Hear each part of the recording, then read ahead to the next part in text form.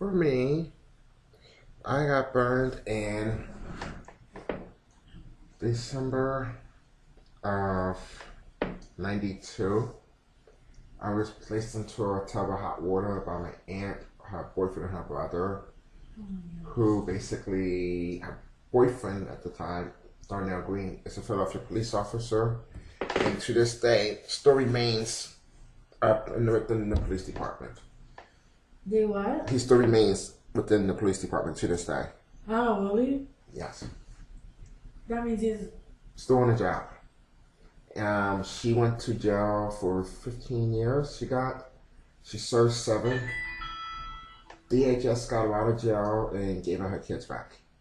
She now has as of today, she has 2 special needs kids and is located within Georgia as a Baptist minister.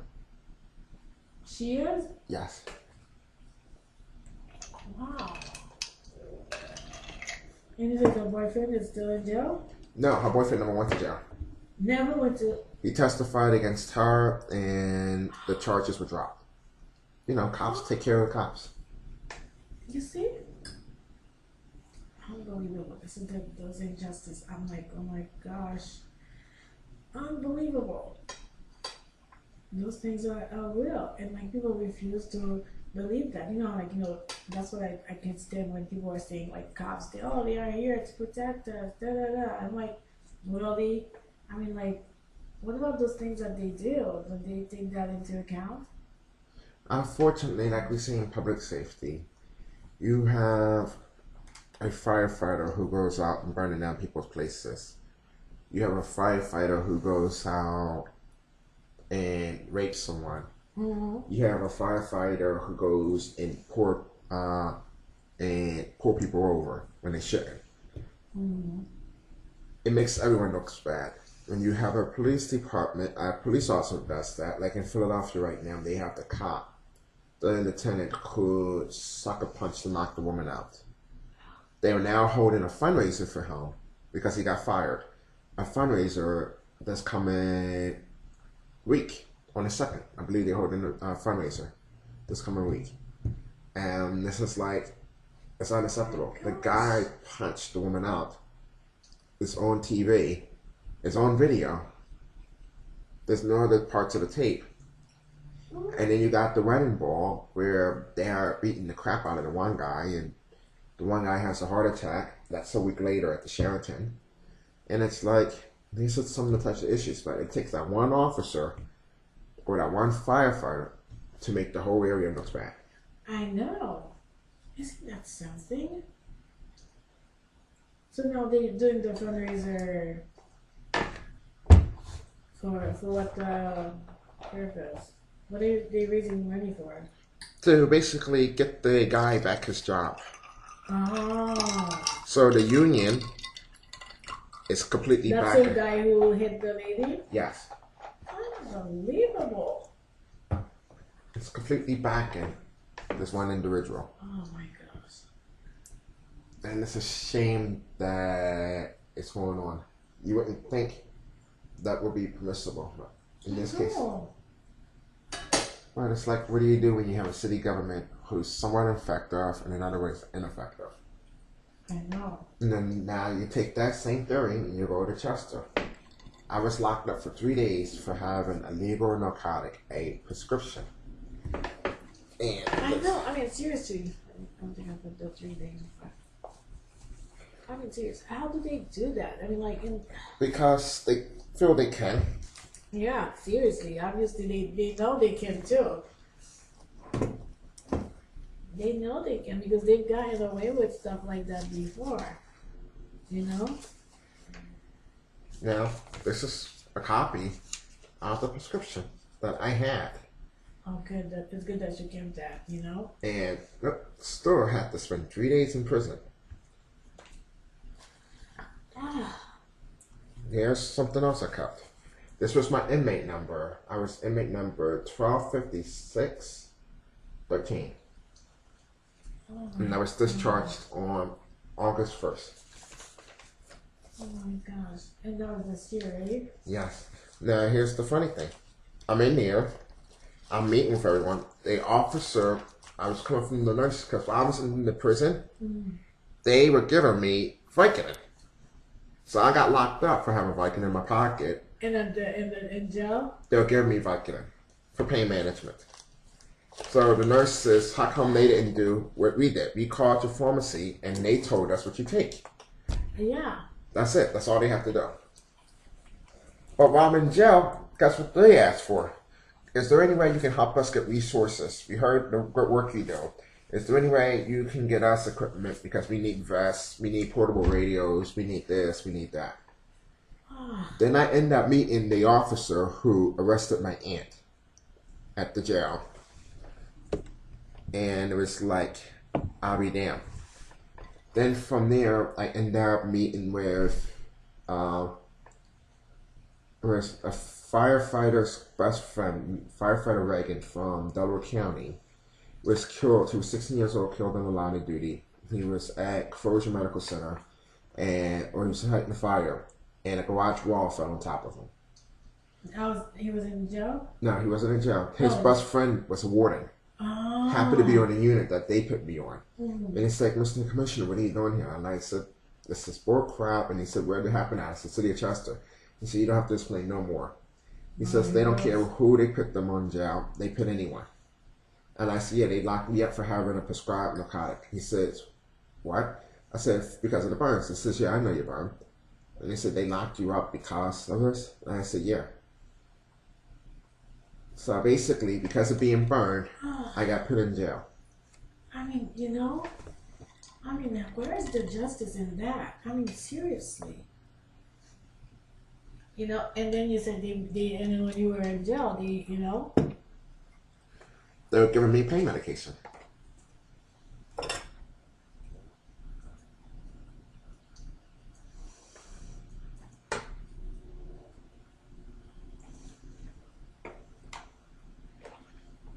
But then again, it made Nelson Mandela stronger after being in jail for 30 years for nothing.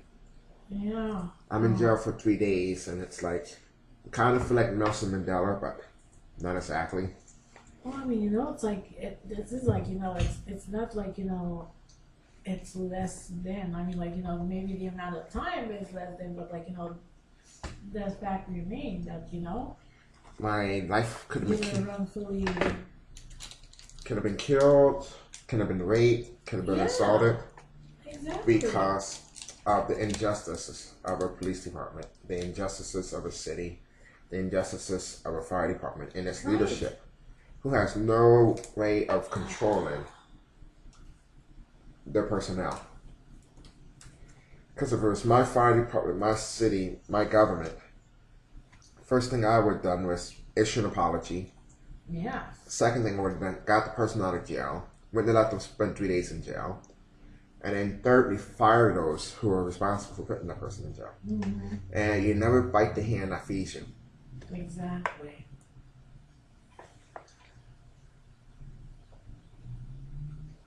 But in this case, they don't care. That's what gets me even more and more, the fact that, like, they just take somebody's, like, it's like just taking you for, like, it's like you don't matter. Yes. And I mean, like, seriously, this is like, the same thing that used to happen, like, in times of, slavery, where, slaves were thought of as, like, less than human. And, it's like, I mean, how can, like, still now those still happening? It's like, they saying there's no more, like, racism and discrimination. It's just like in a different, It's a different time, different hour. They just do it, like, in a less, like, more subtle thing, but it's still there. And now, like, this is not even subtle what they just did to you, That's not subtle. I mean, like, to put you to jail, like, and that's like... Yeah, and for having prescribed narcotics, that's the sad thing about it. Yeah. And it's like, me being burned should not make me a drug addict. Me being burned shouldn't make me less of a person. Yeah. But our former vice president for the U.S. burn, Dr. Rose, stated to me the one day when I was telling her what happened, she says, well, did they drug test you? No. Did they take blood from you? No. Of course. So how do you know you use some drugs? And she said, wait, do you abuse them? She says, I have friends and people like you have a habit of abusing the drugs. And I said, no, why would I abuse the drugs? There's nothing that I can abuse. I've been taking the same medication over and over again for the last 3-4 years. Exactly. I mean, and you know, I use a TENS unit that basically the police took and wouldn't get back. They called that stolen. What's stolen there? I have cell phones in the back of the car for burn survivors. I had a battery backpack from Norristown PD. And the police called it stolen. They reported it stolen. They reported the cell phone stolen. And then they put out a newspaper article. And the newspaper article mentions too much that's not even there. Oh. Do you have that? Yeah, it's City of Chester, Spirit of City of Chester newspaper. And I could get a copy of that too. They say that, you know, self-proclaimed fire official. I never complained myself to be a fire official. I'm a humanitarian, not a fire official. That's something. Unbelievable. But this is the world we live in. Yeah, exactly. It's like so sad.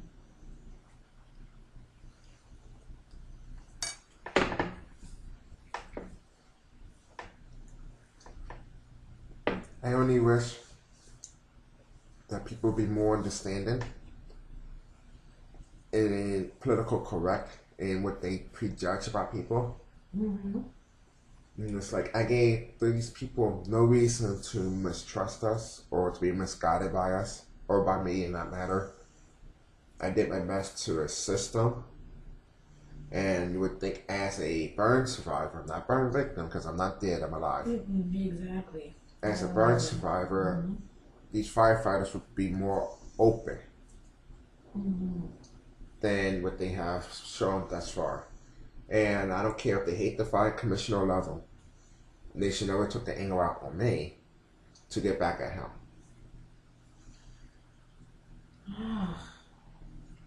I only wish the fire commissioner was more effective, because he's effective in telling me how to do my job, but I only wish he was more effective in getting his people to do their job.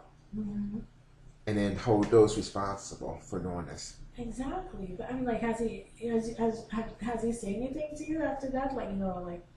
like we talk, and he basically now, you should live and forget. That's what he said? Live and forget. We should live and forget? That's what he told you?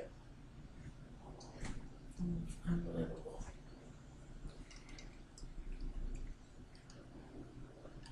That's the city... Of Chester. The city of Chester's... Fire commissioner.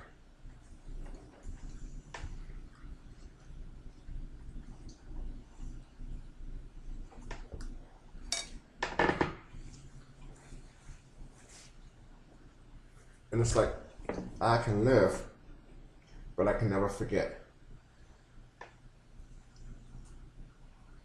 We should live and forget. Unbelievable. And I definitely never forget. It was one of those things where... How can you forget that? I mean, you know? In the sense for me, it was like being in prison. It was like being burnt over again. Going through the whole process. Exactly. You know, it's like they're making you pay for, you know, a tragic thing that happened to you. I mean, you know? And that's what I say. You're paying for something that you shouldn't have to pay for. You're paying for something that happened to you. And something that wasn't even your fault. Oh, I tell you. But then people say to me, you should take responsibility. Take responsibility for what? What happened? For me getting locked up. The responsibility that I take is I should have never went to Chester. I shouldn't have been so open-ended to help Chester. You shouldn't be open to what? To provide assistance to the citizens of Chester. In the sense, had I known something like this would have happened, I would have never went into Chester. I would have told them, like most people tell them, you're on your own, there's nothing we can do for you. Had I known that now I have to go through hell to get my criminal record cleared, I know. When I shouldn't even have a criminal record. They're telling you shouldn't get involved? My people stated, you don't want to go down there with those niggers. Those niggers aren't going to do anything but cause problems for you. Unfortunately, it wasn't the African American side of things that caused problems. It was the Caucasian side. I have a police officer who's also a volunteer firefighter. A firefighter who's also a volunteer firefighter in another part of that area of Pennsylvania. And leadership that does not have the ability to lead, a mayoral leadership who doesn't have the power to do anything. I'm told that they came down, the fire commissioner and the mayor came to see me in jail, and the corporal or the major told the mayor and the fire commissioner that no, they weren't going to see me. They're not allowed to talk to me. Leave the prison now, or leave the jail now. And they turned and walked away. Now, so that's why they didn't let you out? They didn't let me out, no.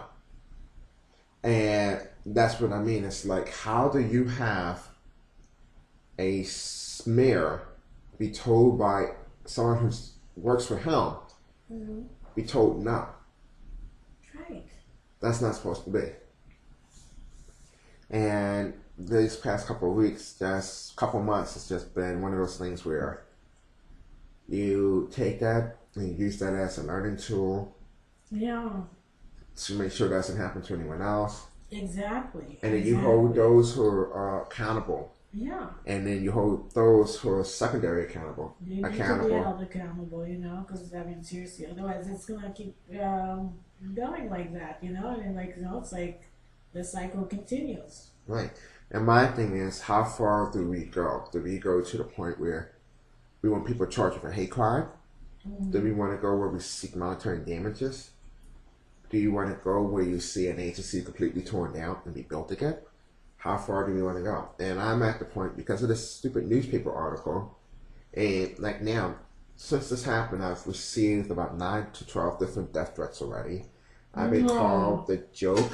Oh my God. I went up to New York for a 9/11 event, and I had the president of the Burn Foundation up in Manhattan, call me a fraudulent commissioner and a wannabe burn victim. And Wannabe? What do you mean wannabe? I'm burned. Are you kidding? Yeah, that doesn't make sense at all. They just making themselves sound ridiculous anyway. That's ridiculous. Wannabe burn survivor. That's crazy. Wannabe would be where I don't have to spend out of the year 6 months in the hospital, or out of the year a couple of weeks at a time in pain. Exactly. Out of the year where on Wednesday I was at the UN. Wednesday morning my foot started draining, and so all day I had to walk around in a soggy shoe because the foot was draining. Then the right foot started to hurt, and then it started to swell. I know. It's like, they don't understand the what we have to go through. And it's like you spend 6 months out of at the hospital a year. Sometimes, if you add it up together, it's 6 months in the hospital.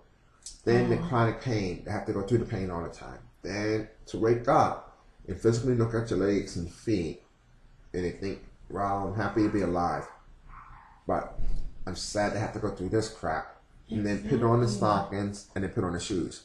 Or wake up with the hopes of doing something fun that day and being happy to be who you are, the commissioner, or to be honored and all that kind of stuff. Then go to find out you can't even put your shoes on, and now you have to go to the hospital because your leg is badly infected. But yet, I'm called the fake burn victim. Seriously. They're making themselves sound like it's not even sound. They are it's like, oh gosh, I tell you. The public safety community within the United States is full of itself. And you got some agencies that are good and do a lot to help people. Then you got other agencies. I'm God's gift to the world, and this is my way or the highway. So you're like the fake commissioner. Yes. The fake burn survivor. I mean, seriously, the wannabe burn survivor. Yep. The wannabe nigger and all that kind of stuff. That's what I'm told. Seriously. I had a fire commissioner, or a deputy fire commissioner, Deputy Devlin. I'm at the UN, and I get a phone call. The EA comes over and finds me, and I'm told that basically, I was at a muster, a fire muster, which is like the end of fire prevention month and all that for a week. And this year's muster is tomorrow in Philadelphia Fire Academy out in Northeast Philadelphia. Basically, I'm told that by this detective that Deputy Chief Devlin wanted me to give you a call because they filed a police report. Do you know what happened to the battery for this radio? For radio, and I said, what do you mean? They said, well, you know, a battery's been stolen or missing and they can't find it. And Devlin said you was the last one with it. Oh my God. Here it is. I'm being accused of stealing the radio, a battery and a radio. And then that same time, I have the fire commissioner smiling in my face, stating, "Oh, we're happy to work with you, brother. If you need anything, you know, you can always count on the members of the Philadelphia Fire Department. Oh We're your extended family." And it's like, it's hard to believe. That's how they do it, you know, and that's why they do it so, like, you know, that's the subtle part about it. When they're in front of you, They're nice. yeah. And then behind closed doors, I'm sure somewhere around the world there's a picture of me with darts in it. You know, it's like that's how they do it now. It's like, hi, thank you so, you're like doing so wonderful. Oh. Yeah, I get many thank yous. The other day I was made a member of the Soldiers Angels Network, which is a big organization that helps the troops around the world from point A to point B to point C to point D to point E and F, and their families. So I was made they gave me a lifetime membership for the work that the humanitarian affairs side do. Then the Order of St. Constantine made me a member and gave me a special reward and all that. But it's like, you have all these awards. I even got the volunteerism award from President Obama this past January. Wow. And that's on the website, but yet people call it fake. I know. I mean, seriously. I take these. You know, that's what I mean by them being. It's like, you know, a bunch of haters. It's like, you know, they wanna be. You know, it's like they envy you, so they're like, you know, they just like. So instead of sitting down started talking to you about it. Or I have people say, "Oh, you just like the drama of things." No, I don't. I wish I had a peaceful life. Exactly. I wish that I had the ability to just sit back, read a book, and do what I want to do. But that's not the calling in life. Everyone has their own calling. Callings, people are comedians, people are religious personnel, people are public safety, people are doctors or nurses, teachers, truck drivers, something that makes them want to do that field. For me, 9/11 got me involved in public safety. I have family members in the fire department, both Philly and around the U.S. And I always wanted to be a firefighter because of the burn camps. You go to the burn camps, who do you see? You see the nurses and the firefighters. And I wanted to be a doctor, and that kind of went out the window. I hate math, and I'm told medical school is all math. Really? So then I said, well, I'd be a cook. And so I went to school to be a sous chef. Well, I graduated high school as a sous chef, but I wanted to be a baker. And I did my internships around Philadelphia, and I went abroad for a couple of them, and then came back over and continued school. It was fun for me.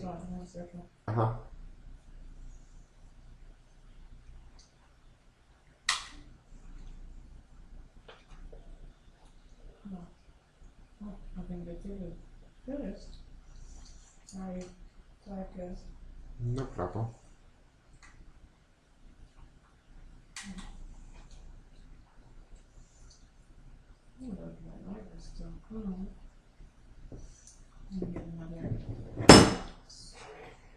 No problem at all.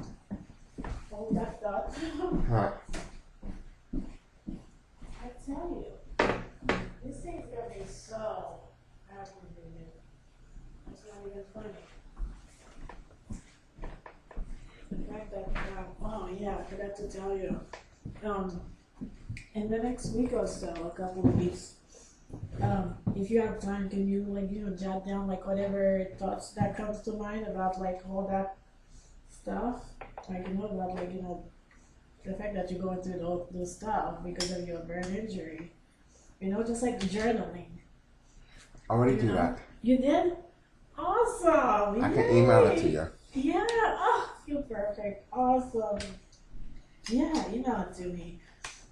Because, so we have all the information down, different thought process about this whole thing. Oh my gosh. I am beyond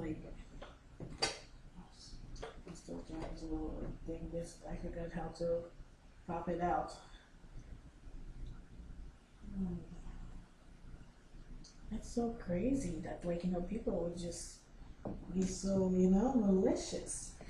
Yes, malicious and ill-intended, and the person who's actually trying to do good gets screwed, and then the one who's going bad, nothing happens to. Yeah, exactly. I mean, how can you be doing all that stuff and then to be able to get away with it? I mean, it's just beyond me. This is beyond me. This is the world that we live in. My job is to deal with people who are burned and disabled, nuclear disarmament, that type of stuff, human rights, and not put up with the crap here. It's also to speak in the voice of adversity and injustice and help those without a voice speak. Yeah. And while I'm doing it, it's how am I able to speak for others when this type of thing happened to me? I mean, it's amazing the stuff that you do. And, instead of them, applauding you for all those, commendable things that you do, what do? They just, trying to trample all of that. They knock it down. It's nothing. I mean, seriously. It's just unbelievable that people can be so, heartless about stuff. Yes. Oh.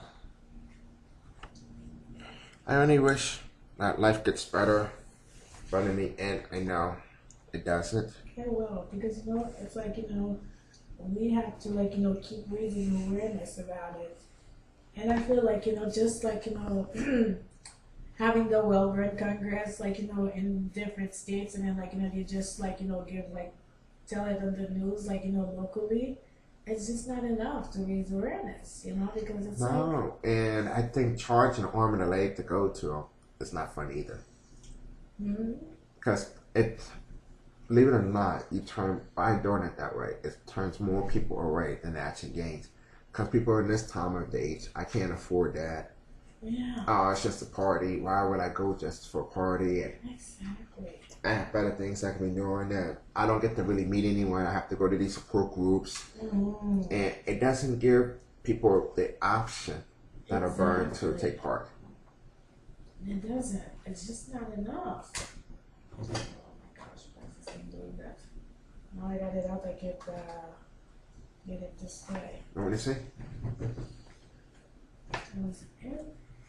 And this one I have to make sure mark this down. No. Do you really need? Hmm? You're supposed to pour the plastic out. Huh? The plastic's in it. Oh, to take it out? Oh, this one is not out. Oh, that's the new one. Oh yeah, maybe that's why it's not going in. Let me write this down.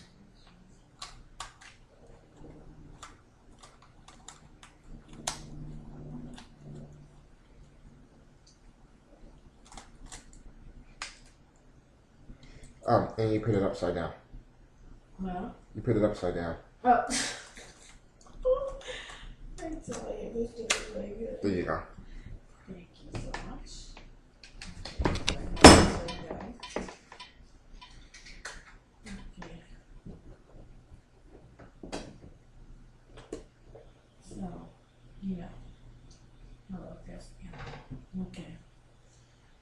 So you were saying about the. Oops, let me get it closer to you. Okay. We're on the road.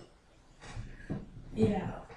So it's just amazing that, like, they just can get away with this stuff like that. So you got the award from what's the title of the award that you got from President Obama? Monetarism and humanitarian affairs. And basically, Humanitarian affair? Humanitarian affairs. Basically, that's on our website of un.us. Oh. UN.us. Yeah, OFFUN.us. Oh, OFF. And you go to speeches and statements. OFF.UN.us. OFFUN. Oh, okay. Mm-hmm. UN.us. Okay. .us. Correct. Okay. And you come all the way down, and it says 2012.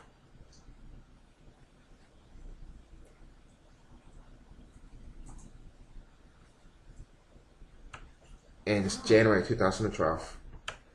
And it says CFB-HOD is presented with a special award.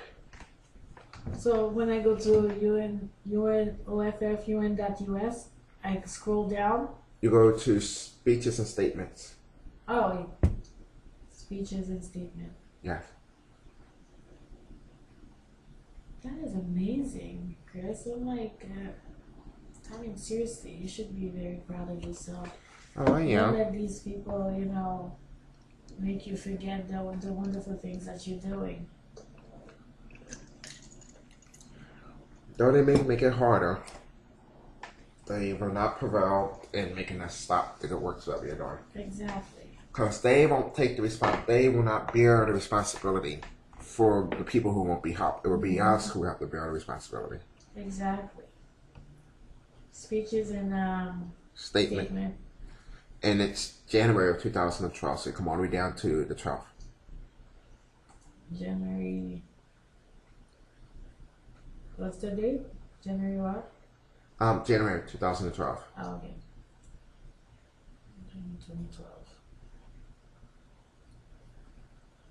That is like amazing. The humanitarian award. Yeah. Wow. So this is the background on it. It says, on January 9, 2012, our beloved Commissioner for Birds and his delegation, H.E. Brandon C. Jones McGeer, received the United States of America Presidential Award for Volunteerism by His Excellency Barack H. Obama and the White House. The award was presented by Her Excellency Princess Karen Cantrell at a luncheon event in New York City. And the CFB H.E. Brandon C. Jones McGeer was truly thrilled to receive the special honor and pen from the President of the United States of America, officially marking years dedicated to volunteering with the public safety community, his charity, the United States Bird Sport Organization, located in Philadelphia, Pennsylvania, USA. And it basically says, from the White House, congratulations on receiving the President's Volunteer Service Award, and thank you for helping to address the many pressing needs in your community and our country. In my inaugural address, I stated that we need a new era for responsibility, a recognition on the part of every American that have duties to themselves, to ourselves, our nation, and the world. These are duties that we do not grudgingly accept, but rather seize gladly, forming the knowledge that there is nothing so satisfying than to the spirit and giving of our all to a difficult task. Your volunteer services demonstrates the kind of commitment to your community that moves America a step closer to its great promise. Our nation faces the more challenging economic crisis in a lifetime. We will renew America if we all work together. Individuals, the private sector, and government must combine efforts to make real and lasting change, so that each person has the opportunity to fulfill his or her potential. While government can open more opportunities for us to serve our communities, it is up to each of us to seize these opportunities. Thank you for your donation to service and for doing all you can to shape a better tomorrow for our great nation.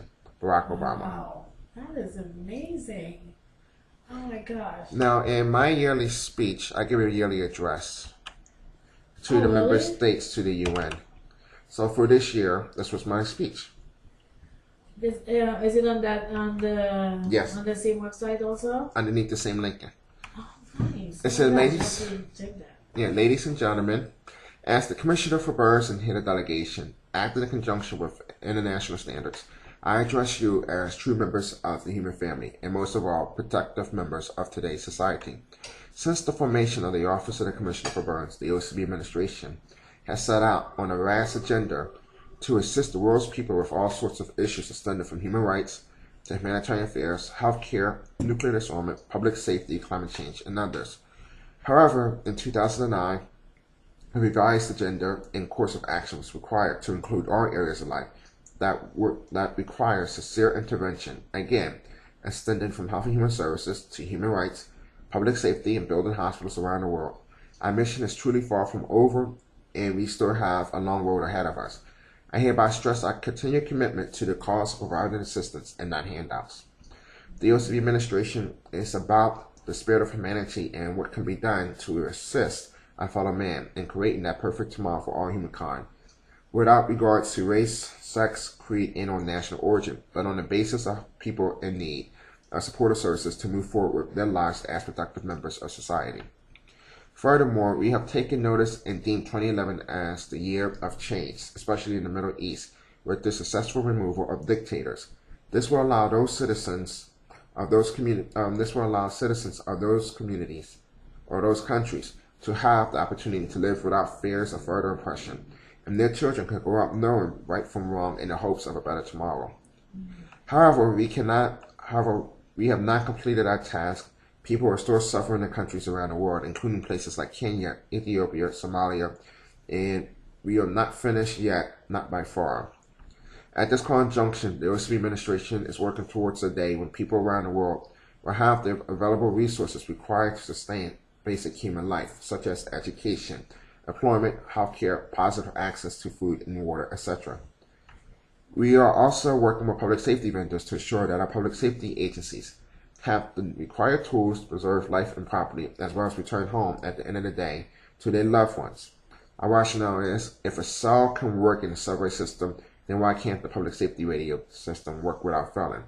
Moreover, why is it cheaper to buy a K-12 saw in a Home Depot and a home improvement store than it is to buy through a public safety vendor? We need to do more to assist the public safety agencies and to educate them on the newest interventions available without a direct cost to the public safety representative.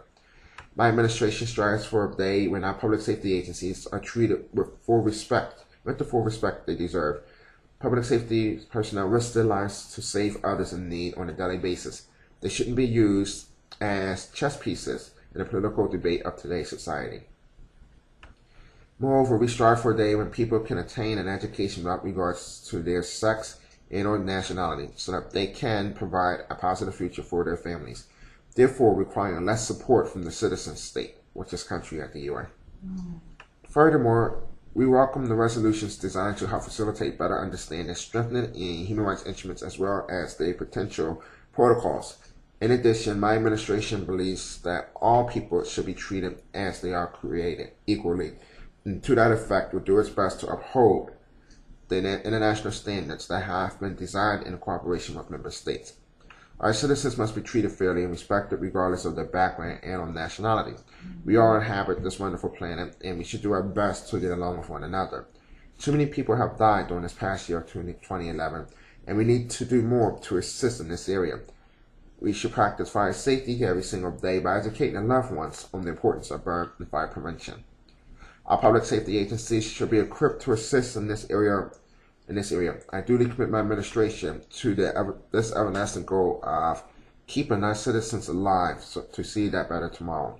As stated in my previous address, our planet is dying, and we need to do more to prevent further damage by allowing and adopting the climate change treaty that is currently underway. Our planet must survive in order to sustain human life as well as animal life. My administration is committed to this. As the Commissioner for Burns and head of delegation, I hereby pledge my administration's support for what is right by all people of the world, without any distinction to nationality, sex, age, and/or disability. Moreover, my administration will work with the member states to further aid those in need and provide a better future to the generations to come. However, this cannot be done alone and will require the sincere help of business, government, and citizens alike to achieve what is right and correct. I sincerely thank you for this opportunity to address you as members of the human family, to express my administration's concerns and wishes to the greater cause of the human family. Thank you. Wow. So that was really good. Wow. That's very good. That was this year? That was this year. Oh, nice. Now, this was... Did you get to do the speech in front of yes. people? That was in New York. In New York? At the UN, yes. Wow. Now, for this one, this was called Political Issues, the Public Safety Arena. This is some response for everything that's been going on. Wow. Ladies and gentlemen, I come to you with a heavy heart. During these past months, it has been a very troubling time for this administration, for me personally. The situation began by fulfilling an official request for public safety aid by the City of Chester Fire Department and their officials. I was asked to partake in various projects within the City of Chester, and this senior fire officer became like a mentor and assisted me and assisted my administration with its obligations to the international community. I never felt that the public safety aid program will come under attack because of some individuals' inability to see the positive assistance. See the positive assistance given to those in need. We live in a time where communicating with one another is just at the push of a button, which often leaves voided any personal touches. It is difficult to believe that today we still live in a society that judges on the basis of appearance and not what's inside the person's heart. While my administration and I were assisting the community suffering from its own plight, several representatives of that community and their related public safety agencies took it upon themselves to print a newspaper article which had absolutely no factual statements and was completely unfounded regarding the Office of the Commissioner for Burns and IGO. And the slanderous article was a complete surprise and was immediately taken to our legal department. I have the distinctive privilege of attending and participating in a specialized event in New York City with the FDNY and the family since September 11, 2001. This event was a fundraiser to help raise money for the families of the victims of 9/11. I was there representing the international community. When someone asked me to introduce me to a president of a burn organization in New York City. The president had read the news article and proceeded to call me a fortunate commissioner and a fake burn victim. I was completely traumatized, and it deeply hurt me to the point I just wanted to leave in or drop dead right then and there. I was totally humiliated and stunned that someone would do this. I was then approached by a wonderful person from the FDNY union who went out of their way to thank me for all the support provided to the men and women of the FDNY by the OCB administration. This slanderous newspaper article should be removed, and it shouldn't be posted in the firehouses of the Philadelphia Fire Department nor any other place. As the sworn Commissioner for Burns and head of delegation, I will do my best to work with the public safety communities around the world, honor our commitments to the citizens of the member states who are in need of foreign aid, and provide a voice for those who can't speak for themselves. Our office will continue to provide aid to those in need. We sure encourage respect for the human family and respect for life in general. This is my everlasting commitment to the international community. My administration will address these issues by continuing with its mission and mandates for a better tomorrow, and we will further address these issues by pursuing legal actions against those responsible, allowing due process to take place under our legal system and the rule of international law. Further, I would never waver in the face of fear or hate. I would never allow those individuals the ability to disrupt the oath I have taken. I respectfully request your support and prayers on this matter. Thank you. Wow. And that was the statements released. That is amazing.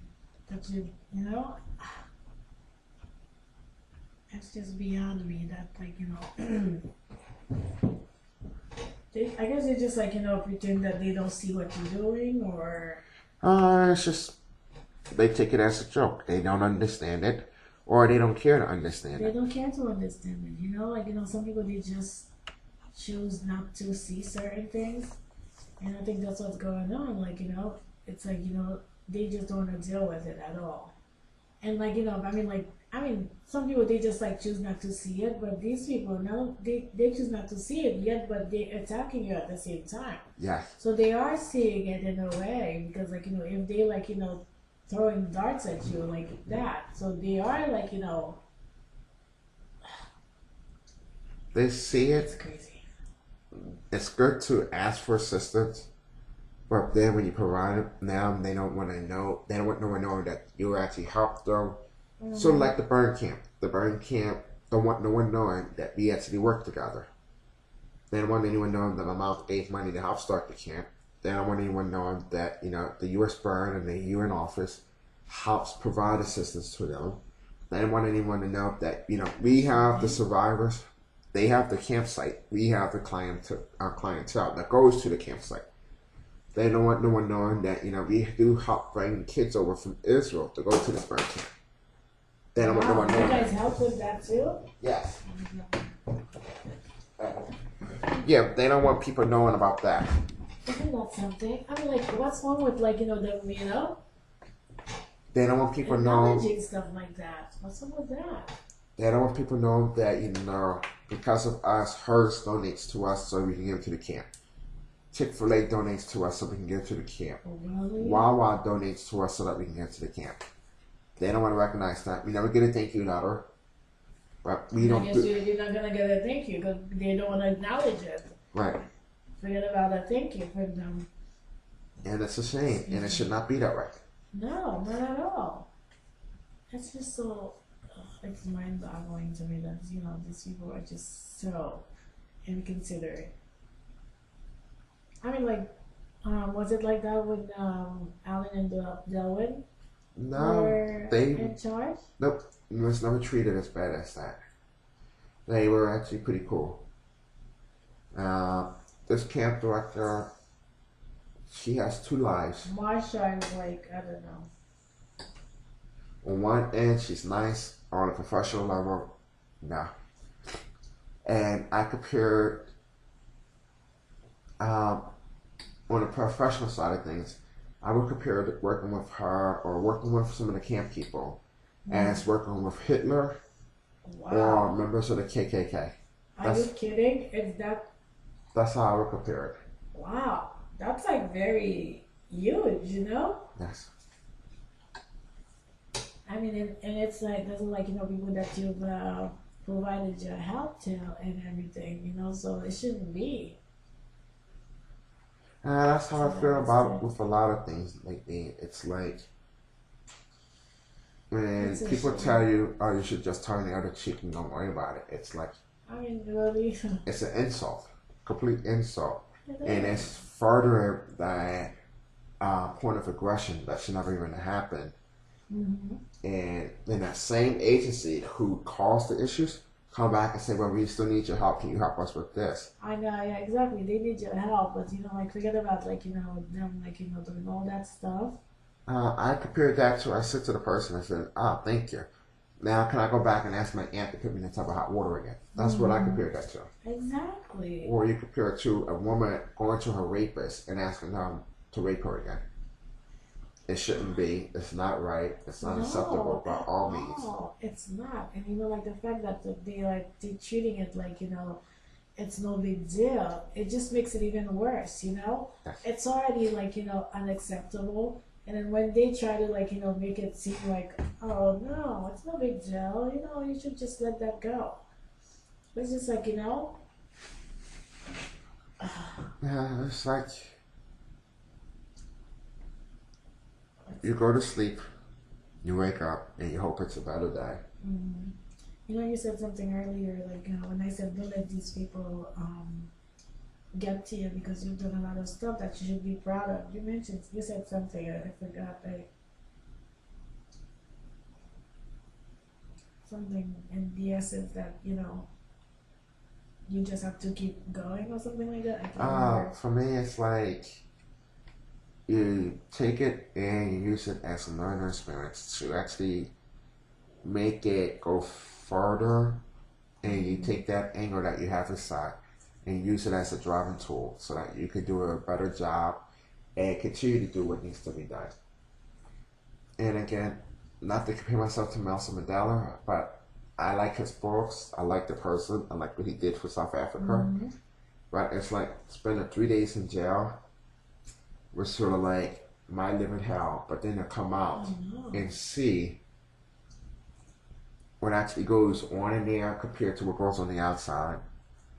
And then to see how people are. Oh, and then also, too, while I was in the custody of the City of Chester PD, I needed to go to the hospital because my left leg started to hurt like hell. And again, I haven't had the pain medication, so it started to hurt. They took me to the hospital, but then the doctor, they had me in handcuffs and shackles, walked me into the ER, and talk about healthcare for a black man, period, and then talk about healthcare for a black man in cuffs. They don't want to treat you. I mean, well, you're in pain, and especially like, you know. Croce Chester Medical Center sent me back because the police officer didn't want to stay with me in the ER. Wait, so like they didn't treat you? No, sent me back. Gave me a prescription for Vicodin, clindamycin, antibiotics. Oh my and gosh, said, get these filled when you go home, or when you go back to the prison. Get these filled, and then that's what you take. So because I was, are you gonna get it filled at the jail? yeah, supposedly at the jail. Yes, actually.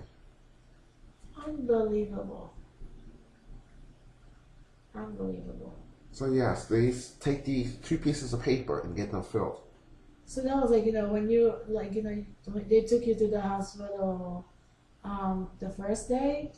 Second day, second evening, late afternoon evening. This is like.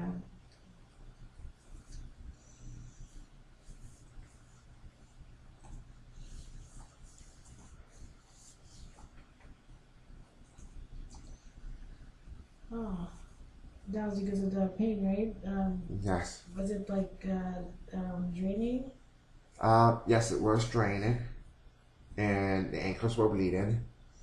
The fact that I wasn't able to wash the stockings for a day, that kind of went against the fact. Oh my God. And then the fact of being in a cold room, like, that's basically torture in a sense that it's inhumane to have a prison or a jail holding block that's completely frozen. That is like compared to waterboarding of a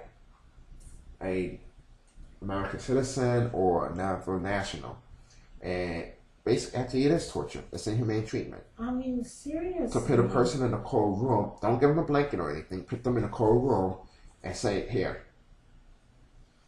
And then when you ask for a blanket or you say it's too cold, we don't give a fuck. This isn't the, they said, we don't give a fuck. This isn't the hotel. This isn't the Ritz-Carlton.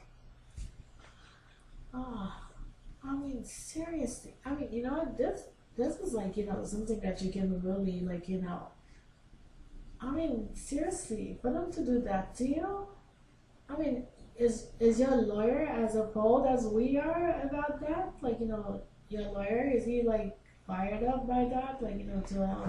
I have multiple people interested in helping in this case. And we was trying to let the fire down beforehand.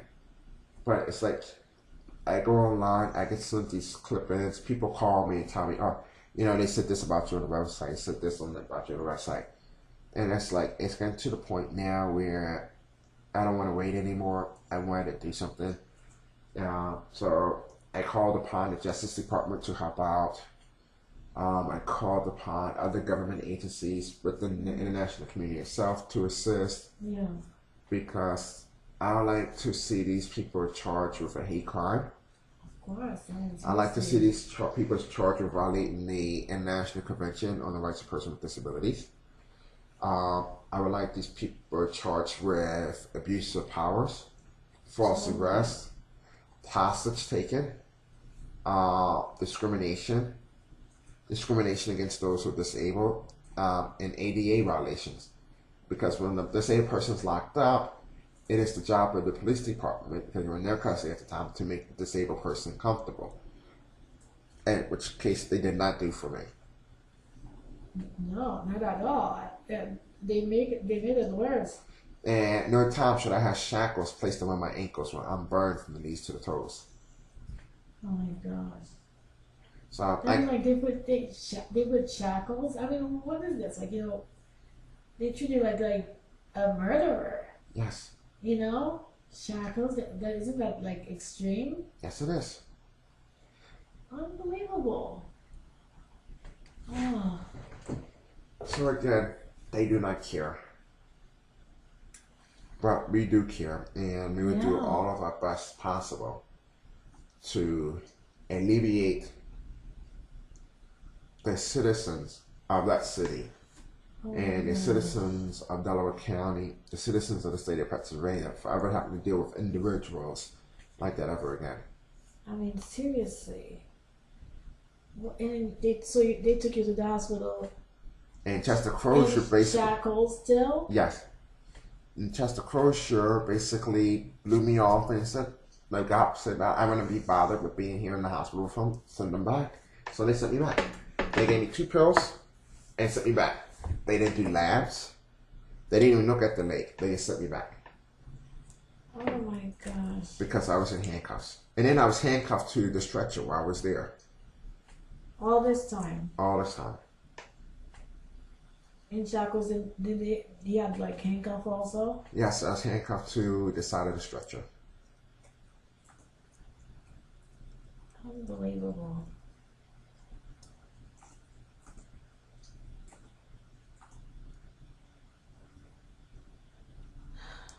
Oh my God.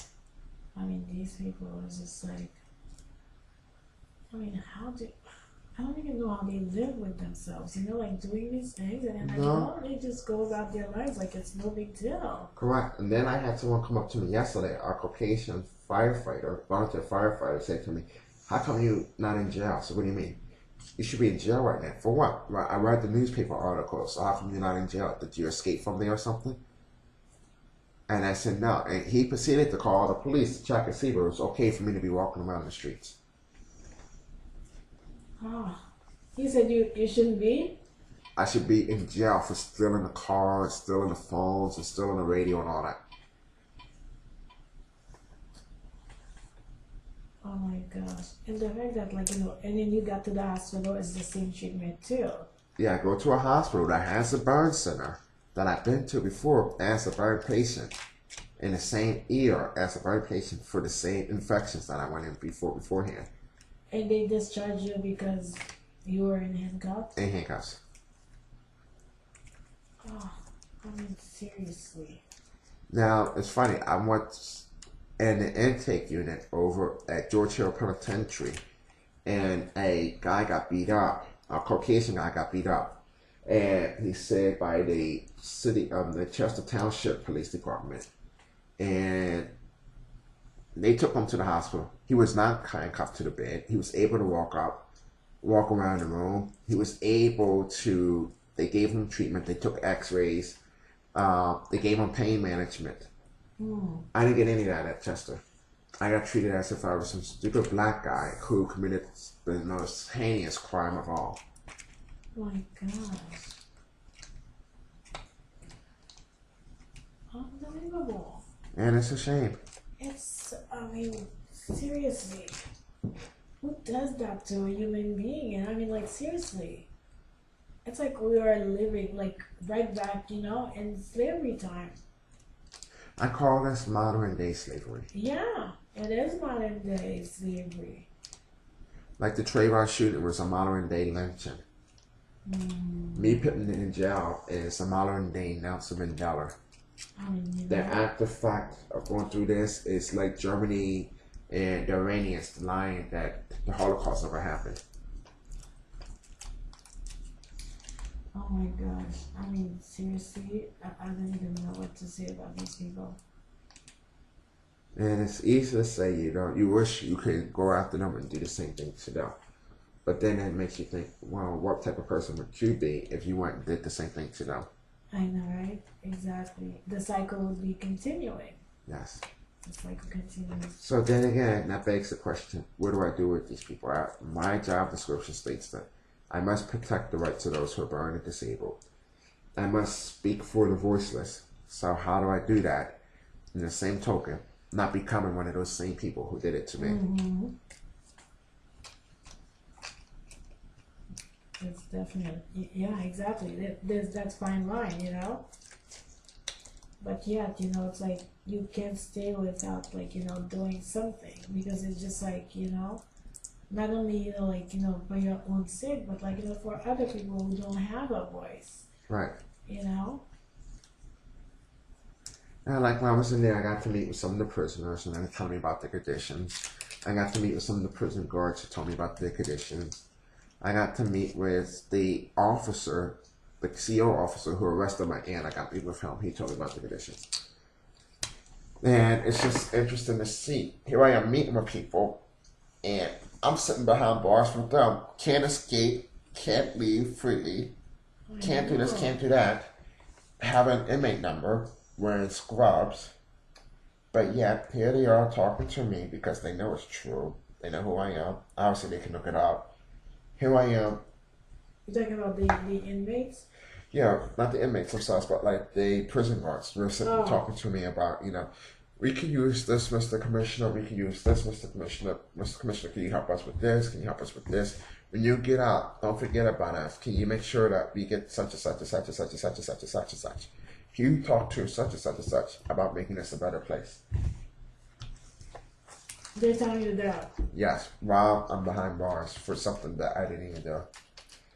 And basically for carrying, I had the judge even tell me, oh, you're lucky that I'm letting you out. You're lucky I just don't keep you behind bars because these drug charges are very serious and you should never have been carrying drugs. Oh my gosh. So now I'm labeled as having drugs when in fact I had a prescription.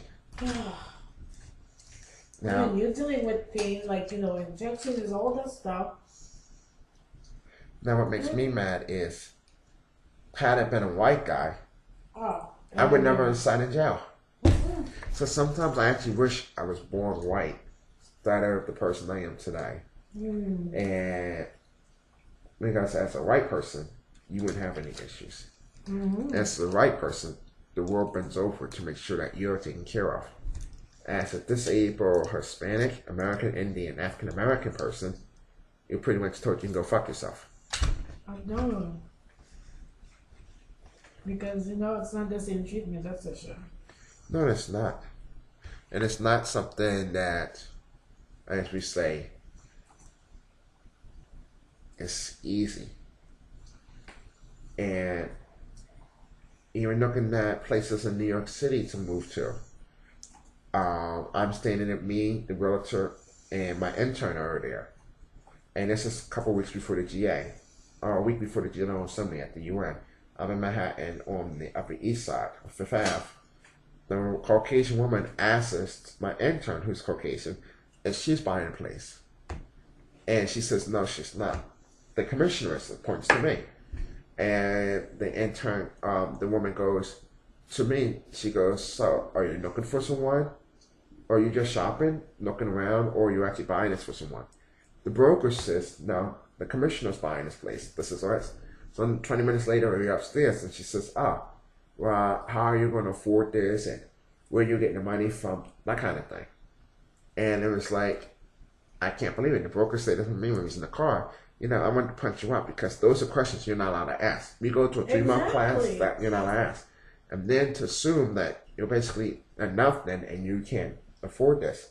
Yeah.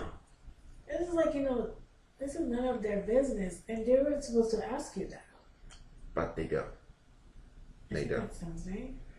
I have the people who just take a look at you and assume. Now, I come from the mindset of public safety. When you assume someone, if you're a police officer, you assume you just made the whole department look bad because you want to do something that does that. Exactly. Police have in the mindset of a cop. When a cop gets a gut feeling, they go by the gut feeling. Everything they have that they see has to back up that gut feeling. And a firefighter, they go by opinion. It's in the opinion of this that this has to be done, and it's in the opinion of that has to be done.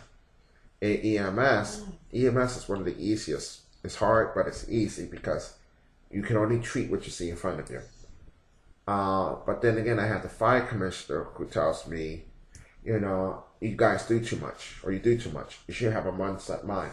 I said, unfortunately, in this world, if you're burned, you're disabled. If you're disabled, you need access to water. You need access to food. You need access to healthcare. Mm-hmm. You need access to education if you want to go to school, so that you can come up and be part of today's society and live in the fulfillment of happiness. But and come again, no. And I repeat this all the time, true. You come from the side of firefighting. And the side of firefighting, from what I learned at the fire academy, the main goal focus of them is prevention, preservation of life and property, preservation of the personnel. Make sure that their personnel goes home at the end of the tour, or the day, or the shift, as they may say. When they get to the fire, their main focus is put the wet stuff on the red stuff, regardless how much time it takes. Yeah. Regardless if the person downstairs stuff is going to be damaged by smoke and water. Regardless if one guy dies in the fire. Regardless if the civilian dies. Yeah, they may try to prevent that from happening, but really they want the red stuff to stop from spreading. So they get there, they size up, they get there, they take a look around. What do I see? I got a building here, 7 stories. It's an apartment complex. So 7 stories, 5 units a floor, or 7 units a floor. So now that gives me a lot.